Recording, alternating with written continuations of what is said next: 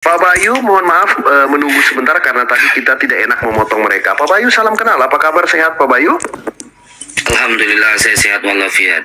Baik, izinkan saya masuk ke ranah pribadi. Benar, Bapak adalah seorang mualaf ya, yang dulunya adalah non-muslim, kemudian sekarang adalah muslim. Saya mohon maaf, boleh tahu agama sebelumnya apa, Pak? Saya Kristen Protestan, gereja Pentakosta. Baik, silakan masuk pada diskusi. Jadi ini kita sudah diskusi umum, pada mau masuk kapan aja boleh. Kalau ingin berdiskusi boleh ya, seperti itu. Kita akan perlahan-lahan. Sekarang masih menjadi Pak Ahmad untuk menunjukkan kitab kuningnya, dan Pak Sair Berdarah dipandu supaya nanti Bang Alif yang akan membaca sumber dari Pak Ahmad. Silakan Pak Ahmad. Ahmad, kamu tunjukkan kitab kuningnya. Ya, kalau kamu meragukan kitab kuning yang ditunjukkan Alif, kamu sendiri coba kamu tunjukkan. Silakan. Enggak, saya enggak. Tunggu saya carikan. Saya enggak pegang kitab kuning buat apa. Tunggu saya. Gimana ini gak pegang kitab kuning, tadi mengkritik kitab kuningnya si Alif. Siapa yang mengkritik? Siapa yang mengkritik? Ya udah, kamu tunjukkan kitab kuningmu biar Alif baca. Ya, Bayu juga mungkin bisa baca kitab kuning itu.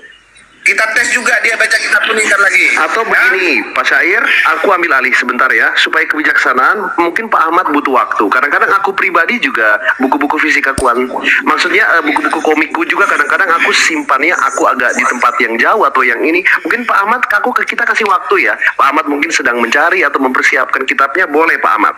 Aku kasih waktu sekitar 5-10 menit, boleh Pak Ahmad, untuk mempersiapkan diri. Siap Abang. Kitabnya dulu. Siap Baik, Abang. terima kasih. Baik, oleh karena itu Pak Sair Berdarah silakan. Sebagai gantinya tadi ini ada teman kita Pak Bayu Andika ya. Kita kasih kesempatan Pak Bayu Andika dulu sebagai seorang katanya mantan Kristen gitu ya. Pak Ahmad, saya izin mute ya karena Pak Ahmad sudah setuju untuk dikasih waktu. Pak Bayu Andika mungkin 3-5 menit silakan menceritakan dulunya Kristen Pentakosta, kenapa meninggalkan gereja Kristen Pentakosta dan menjadi Muslim. Lalu Pak Sair Berdarah silakan untuk seperti tadi ya, ingin berdiskusi tentang kekristenan dia di masa lalu, boleh. Silakan Pak Bayu Andika dengan hormat. Oke, terima kasih host. Jadi begini host, saya juga ingin menceritakan ya pengalaman dari kerohanian saya. Yang fundamental di dalam kekristenan itu yang mengatakan Yesus itu Tuhan. Itu dulu. Nah, Yesus ini Tuhan, tetapi kenapa berdoa gitu loh. Sementara kita ini memahami bahwa Tuhan itu adalah segala-galanya, tempat kita bermunajat, memohon doa, memohon apapun, itu adalah Tuhan. Loh, masakan ada Tuhan yang berdoa, kepada siapa dia itu berdoa? Itu yang paling pertama. Dan Yesus juga selalu mengakui bahwa dirinya ini adalah diutus. Masakan pengutus dengan diutus itu sama? Iya kan? Terus yang ketiga, abangku, mengenai Sair Berdarah dan ini saudara ini, mengenai baca kitab itu tidak penting bang. Dan di dalam misi Kristen itu kita tahu, saya tahu bang, C1, C2, C3, C4, C5 sampai C7 itu mereka itu masuk di pesantren dan belajar bang, belajar bahasa Al-Quran, belajar ilmu dalam Islam. Tetapi untuk apa gitu loh? Kita tahu itu, saya tahu itu misi dari mereka ini, saya tahu untuk menghancurkan Islam itu dari dalam. Kita tahu. Jadi mengenai kita membicarakan ketuhanan gitu loh.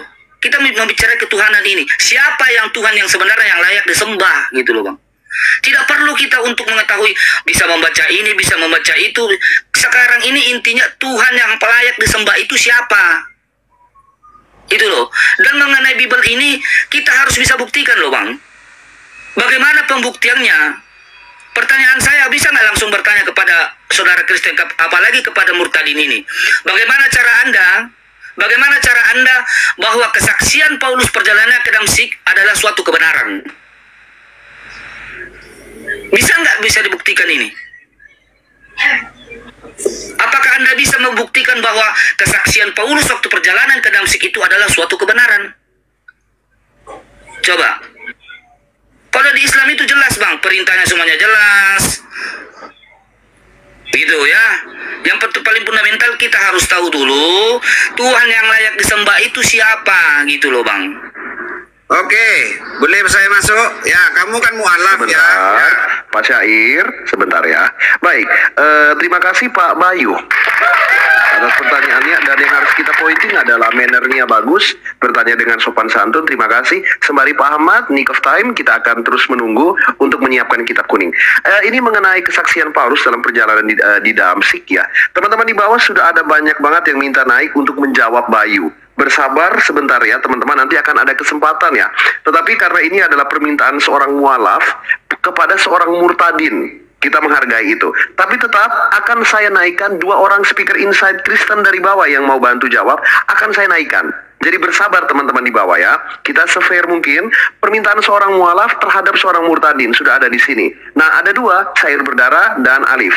Saya tanpa paksaan, mau yang mana? Pak Syair atau Pak Alif yang ingin berdiskusi dengan Pak Bayu? Silakan.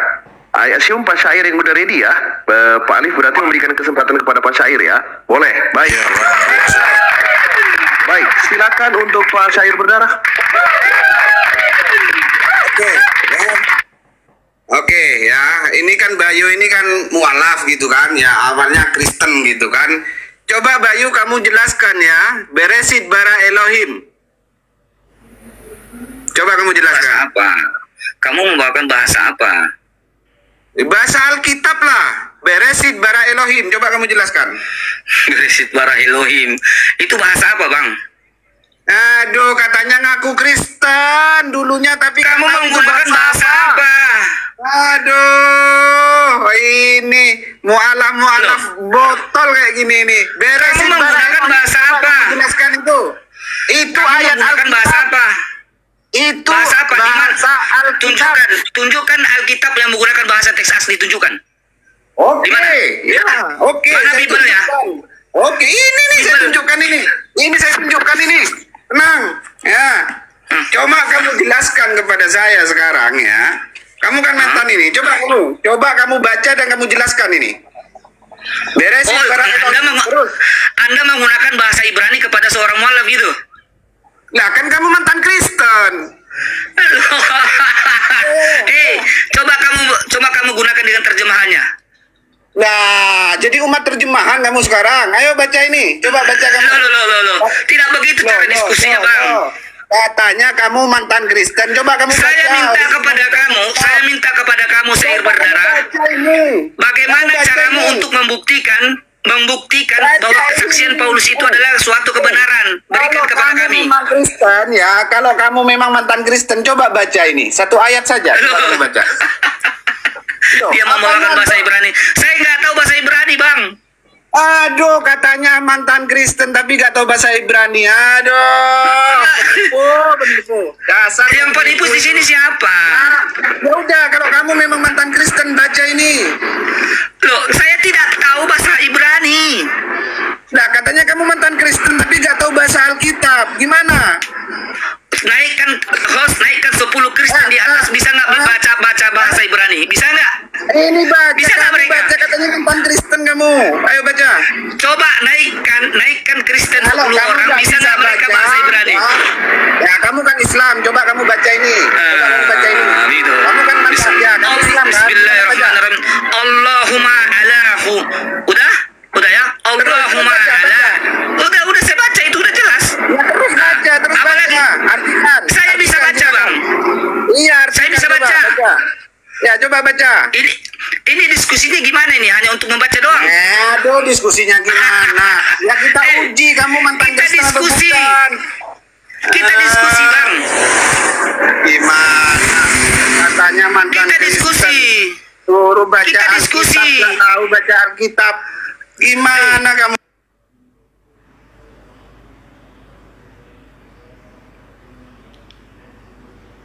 Tampilin muka saya kalau ada 10 orang yang bisa baca bahasa Ibrani. Loh, kamu kan Coba. mantan Kristen. Kamu kan mantan Kristen. Coba kamu baca ini. Saya nggak. Duh, kasihan sampai mau nangis.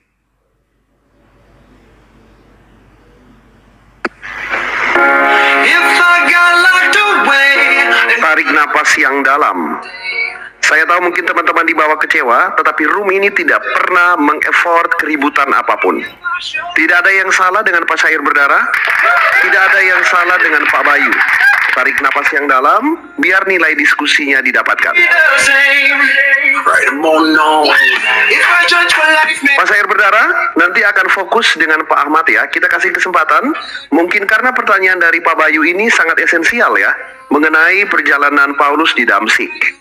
Ya, dan mengenai esensial kekristenan atau bukan akan kita kasih kesempatan. Yang penting ini penting untuk diluruskan karena betul bahwa saya memang tidak punya data statistik, tapi I'm sure mengenai linguistik ini kan spesifikasi gitu ya. Apalagi kita memperbolehkan terjemahan ada di room ini seperti itu. Jadi dengan segala hormat, Pak Sair nanti akan masuk lagi, tapi kita akan berikan kesempatan kepada satu orang speaker Kristen debater di bawah yang merasa mampu untuk menjawab Pak Bayu. Karena Pak Bayu sudah menantang tadi, silakan naik ke atas. Pak Syair akan langsung di big match dengan Pak Ahmad. Siapakah speaker Kristen yang mau naik ke atas? Silakan di tag nama saya dari sekarang.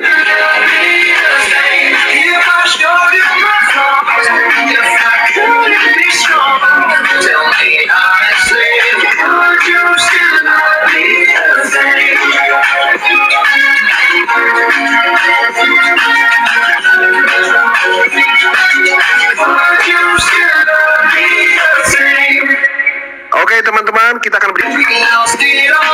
Sedangkan untuk teman-teman Kristen yang sudah minta naik ya, Pak Duran dan teman-teman bersabar di bawah, jangan keluar dari room ini karena akan ada kesempatan buat kalian untuk naik ke atas. Termasuk yang terhormat Babeli Dara. Babeli Dara bersabar sebentar di bawah ya, nanti akan naik, teman-teman semua bersabar di bawah.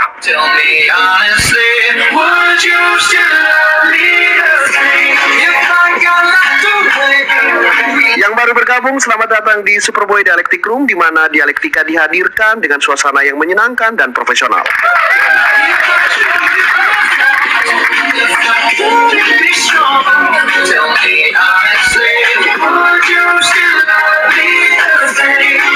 Oke, silakan tetap di mute mikrofon kalian. Aku akan atur standby. Pas Syair berdarah, mohon maaf telah dipotong. Nanti akan bersama Pak Ahmad. Kita langsung aja ya. Pak Ahmad di mute dulu ya Pak. Kalau lagi ojek jangan canda ya Pak ya, canda. Pak Bayu akan segera naik ke ranah dialektika. Lalu akan diikuti oleh Pak Mosab Alifuru yang sudah menanggapi. Silakan kalian berdua tektokan dari sekarang. Oke, saya dulu ya. Di Matius 24, Yesus mengatakan waspadalah terhadap penyesat. Nah, dan Yesus juga menerangkan dirinya itu akan turun kedua kalinya itu seperti apa. Di Matius 24 Pak Andika masih fokus tentang pertanyaan Pak Andika yang pertama biar nggak jumping tentang yang Paulus di Damsik. Silakan. Masih itu Pak. Jadi pertanyaan saya kepada Anda, karena Yesus telah menerangkan dirinya turun kedua kalinya ini seperti apa. Pertanyaan saya kepada Anda, saudara Kristen, bagaimana cara Anda untuk membuktikan, memvalidasi bahwa kesaksian Paulus ini adalah suatu kebenaran waktu perjalanannya ke Damsik? Oke, bisa saya jawab pertanyaan anak sekolah minggu ini. Jadi kita tahu bahwa Yesus mempunyai murid, dan salah satu murid Yesus adalah Simon Petrus. Kita lihat apa kata Simon Petrus tentang Paulus. 2 Petrus 3:15 ini orang Kristen yang nggak pernah baca Alkitab mungkin. Anggaplah kesabaran Tuhan kita sebagai kesempatan bagimu untuk beroleh selamat seperti juga siapa ini? PAPA tambah Paulus saudara kita yang kekasih telah menulis kepadamu menurut hikmat yang dikaruniakan kepadanya. Simon Petrus, orang yang tidur makan bersama-sama dengan Yesus, mengakui si Paulus. Itu legal standing. Mungkin murid yang lain lagi, kita buka lagi murid yang lain. Kita buka dalam Kisah Para Rasul. Ya jadi, saya juga bingung Kristen apa. Abis ini saya bertanya ke Bapak ya, tentang kekristenan Bapak dulu. Kisah Para Rasul 9 dari ayat 10, ini murid Yesus bernama Ananias. Nah, lihat ya, 3 hari lama ini di Damsik. Ini kita baca ya, kita baca perhatian Pak, dari ayat 10 aja. Di Damsik ada seorang murid Tuhan bernama Ananias. Firman Tuhan kepadanya dalam suatu penglihatan, Ananias. Ini Yesus bertemu Ananias loh.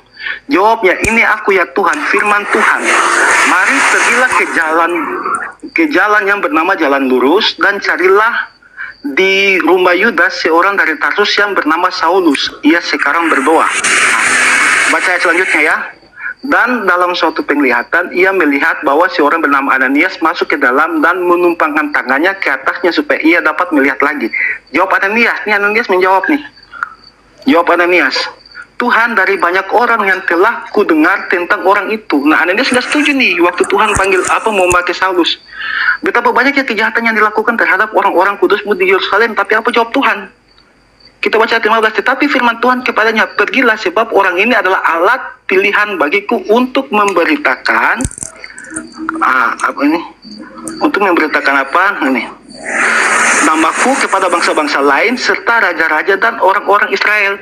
Dua murid Yesus melegalkan Paulus gitu. Sekarang pertanyaan saya kepada Bapak, jika Bapak dulu Kristen, Bapak pasti tahu ada berapa ruangan dalam tabernakel. Silakan Bapak jawab. Tunggu dulu, Bang. Anak sekolah minggu. Coba bacakan saya di kisah para Rasul 23 nomor 2. Enggak, saya sudah kasih pengakuan Petrus. Silakan di mute Pak Mosat dan Pak Bayu ya.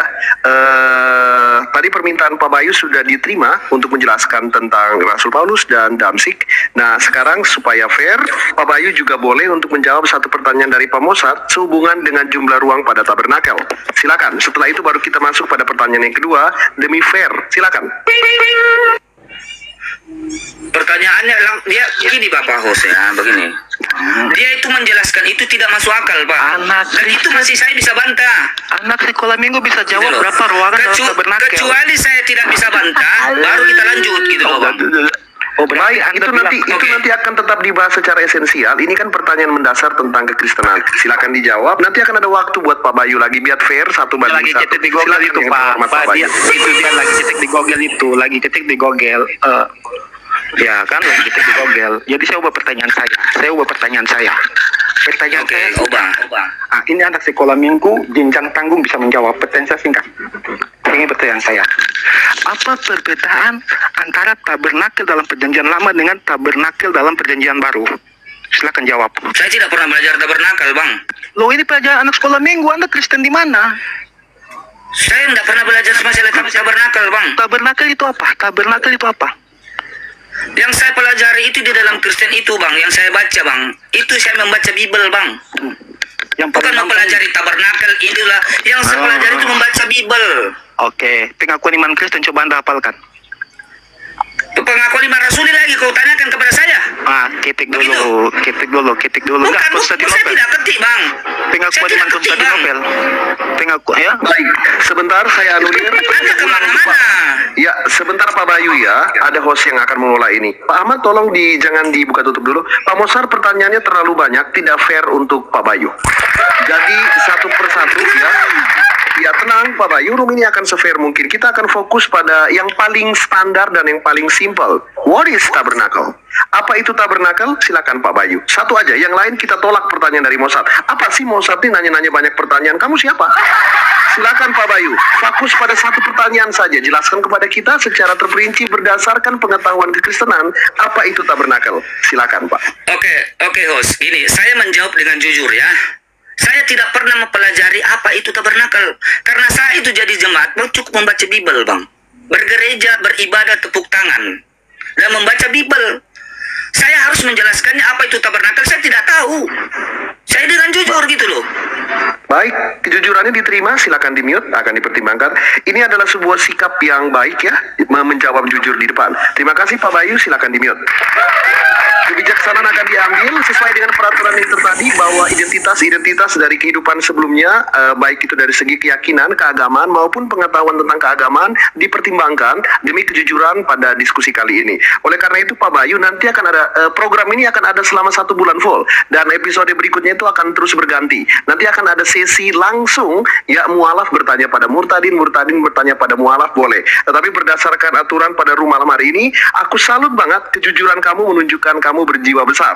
Seperti itu. Tetapi Pak Bayu, kamu tidak lolos diskualifikasi dari room ini karena tidak memenuhi standar dari mualaf. Debat dimenangkan oleh Mozart Alifuru dari pihak Kristen. Congratulations.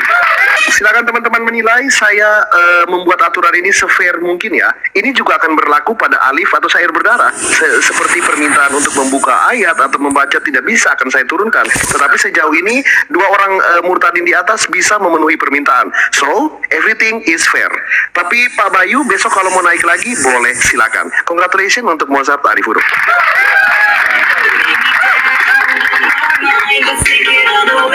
Sebelum kita partai berikutnya, Pak Mozart, kamu mendapatkan waktu maksimal 2 menit. Silakan untuk closing statement. Iya, jadi jelas bahwa yang ngaku Kristen banyak. Yang ngaku Kristen banyak, tapi pertanyaan anak sekolah minggu pun tahu tabernakel itu apa. Lalu dia bilang, aku hanya baca Alkitab, padahal tabernakel itu ditulis dalam Alkitab. Lalu kitab mana yang dia baca yang nggak ada tabernakel? Nah, jadi jelas bahwa banyak orang bisa mengaku Kristen, itu banyak. Tapi ketika diuji, ya pasti banyak alasan. Beda dengan tadi Pak Alif, ketika diuji dia bisa Arab, ketika diuji dia bisa baca kitab kuning. Nah itu jelas. Jadi nggak usah ngaku-ngaku Kristen. Bertanya aja kita akan menjawab. Dan tadi pertanyaannya sudah dijawab. Mana legalitas standing kita harus percaya kepada tulisan Paulus? Loh, legalitasnya dari Simon Petrus, legalitasnya dari Ananias. Siapa Simon Petrus, siapa Ananias? Mereka adalah murid-murid Yesus yang tidur makan bersama-sama dengan Yesus, menyaksikan peristiwa Yesus disalib, mati dan bangkit. Sehingga apa? Mereka lebih tahu daripada abad-abad ke-7, ya pasti kan nggak kenal siapa Yesus. Itu aja dari saya. Tuhan Yesus berkati. Terima kasih Pak Mozart untuk sumbangsi pengetahuannya. Kamu akan saya turunkan dengan hormat dan kita akan kembali kepada partai utama. Teman-teman. Ya, Shalom Alaikum Besem Yesua Hamasiyah. Bertemu kembali di Superboy ya luar biasa tadi syair berdarah sudah memenangkan ya debat tadi, padahal hanya untuk kesaksian, tapi memang biasanya kalau kesaksian itu banyak yang panas. Sebenarnya tadi saya minta naik yang karena ada yang mengaku mualaf ya, karena sudah puluhan fakta dan bukti bahwa mualaf yang ada yang mengaku-ngaku itu omong kosong semua. Saya punya bukti-buktinya, rekaman videonya. Jadi mereka bukan mualaf, tapi mereka memang Islam keluar dari mamahnya, lahir dari ibunya. Nah tadi saya, apalagi kalau dia katakan GPDI tadi, saya hanya gampang. Saya hanya bertanya tadi, lambang GPDI itu melambangkan apa saja? Ada di logo GPDI itu, ada lambang-lambangnya itu apa saja? Dan artinya apa saja? Saya cuma mau tanya itu kalau memang dia GPDI. Tetapi karena dia sudah turun, ya saya yakin, seyakin-yakinnya aku yakin bahwa dia omong kosong tadi. Saya cuma itu tadi karena mau naik. Dan yang tadi sudah jelas dari fakta yang ada, tidak pernah seorang Kristen pun menyebut Alkitab sebagai Bible.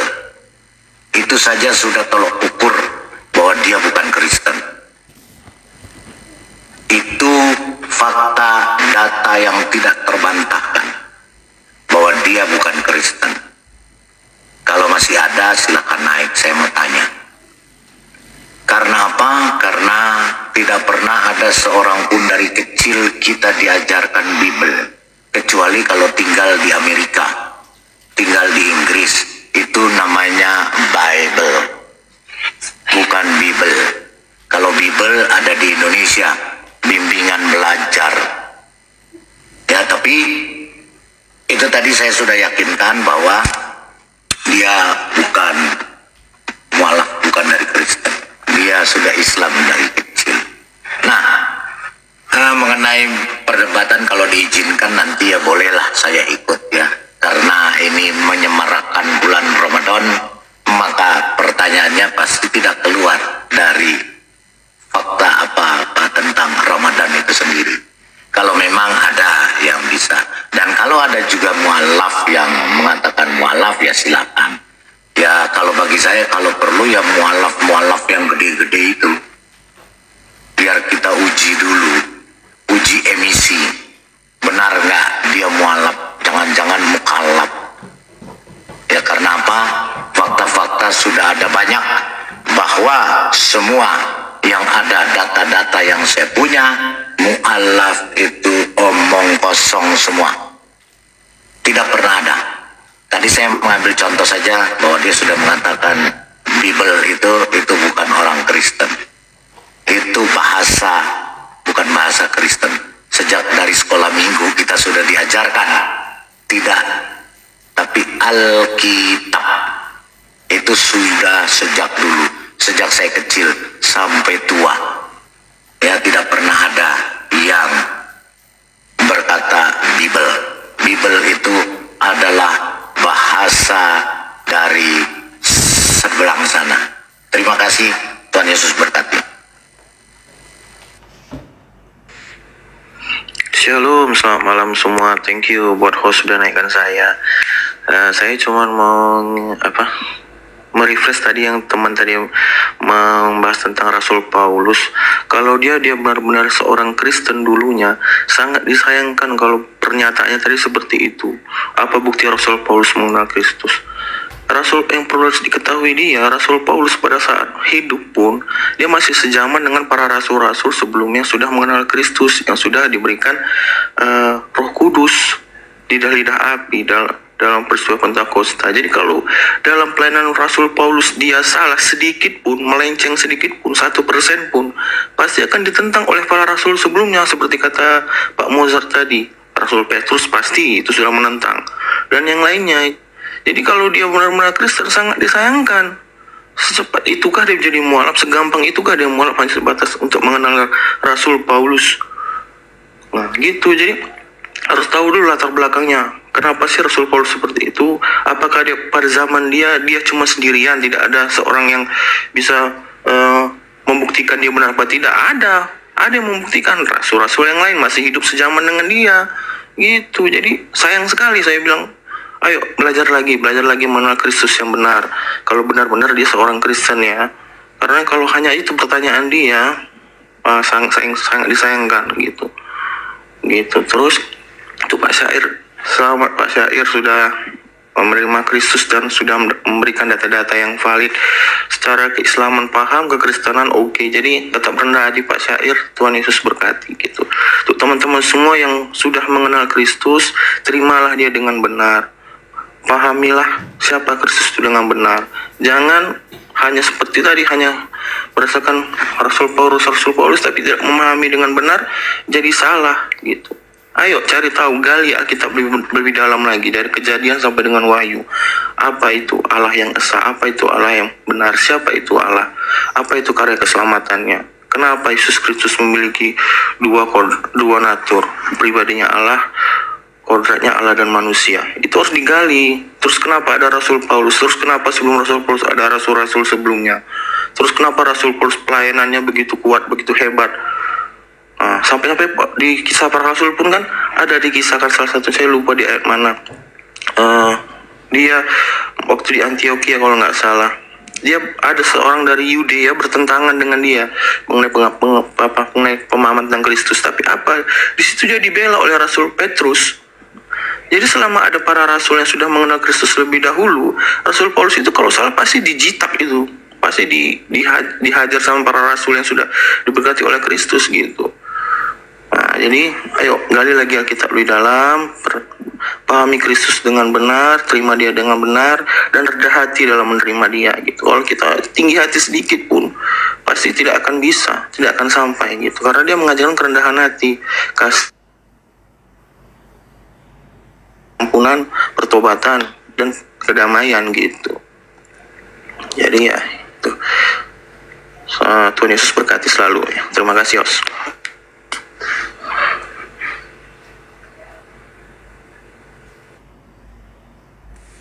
Ya, salam teman-teman. Saya mungkin mengomentari beberapa hal ya terkait tadi Bang Alif ya. Di Bang Alif itu saya pikir bukan karena saya memiliki kedekatannya dengan Pak Sair, dengan Bang Alif, tidak. Tetapi saya harus objektif menilai ya. Ketika Bang Alif tadi dari statement awalnya dia sudah mengatakan dia bisa, dan dia sudah membuktikan. Teman-teman perhatikan tadi ya, dia bisa baca Al-Quran, dia bisa baca kitab kuning tadi yang tidak ada harokat. Apakah harus sempurna? Enggak. Karena semua yang ditanyakan oleh si Ustadz tadi itu, yaitu bukan pengetahuan yang wajib dimiliki gitu. Tetapi yang ingin kita buktikan adalah orang-orang yang murtad, orang-orang yang Islam keluar dari Islam, benarkah Ya, poinnya saya sih saya tangkap, tapi saya teman-teman boleh ini ya berbeda, tapi ini hanya pendapat saya. Benar kan dia ini ex-muslim? Apa pembuktiannya dengan dia bisa membaca Al-Quran? Dan bukan hanya Al-Quran yang ada harokatnya gitu loh, yang kitab kuning saja tadi dia bisa gitu loh. Jadi apakah ini tidak cukup untuk membuktikan bahwasanya Alif tadi adalah seorang murtadin? Itu poin yang pertama. Yang kedua, yang dites tadi kan membaca, bukan tentang nahwu sorof dengan ini segala macam. Karena jangankan ya orang yang sudah X gitu loh, orang-orang yang masih di dalam saja belum tentu bisa 100% paham dengan semua pertanyaan-pertanyaan itu. Jadi saya bingung ini mau menyampaikannya, tapi ya kita tetap inilah ya menghargai aturan host kita, host terbaik kita, Bang Superboy sudah benar-benar ya objektif lah ya. Mungkin dia memiliki pemikiran yang lebih kritis dari saya, tetapi itu yang bisa saya sampaikan ya terhadap Bang Alif tadi. Jadi teman-teman ya bahwasanya ini semakin menegaskan bahwasanya kekristenan itu jujur. Ketika dia dari ex-muslim dia bisa buktikan, tetapi kita melihat sendiri ya teman-teman. Ya, ketika ada ex-Kristen tadi, ya nampak sekali bagaimana kualitasnya. Masa tabernakel saja tidak tahu apa-apa, malah katanya, oh saya hanya baca Bible, ya kan? Sementara baca Bible emang yang dibacanya apa gitu kan? Dan pertanyaan Mozak tadi, Bang Mozak tadi itu sangat-sangat dasar sekali gitu loh, ya. Justru orang-orang yang mu'alaf ini yang tidak bisa membuktikan ex-Kristen mereka gitu. Kalau Pak Sair, terus Bang Alif tadi, ya, apakah harus sempurna? Tentu tidak. Kenapa? Jangankan yang ex gitu loh. Saya tegaskan lagi, jangankan yang ex-muslim, orang-orang Islam yang masih di sana sekarang pun belum tentu sejago Bang Alif tadi, teman-teman. Apakah dia harus sempurna? Enggak. Apalagi dia sudah 2014, sudah 10 tahun meninggalkan itu. Ya kalau ada silap-silap itu bukan berarti tidak membuktikan dia ex-muslim kan?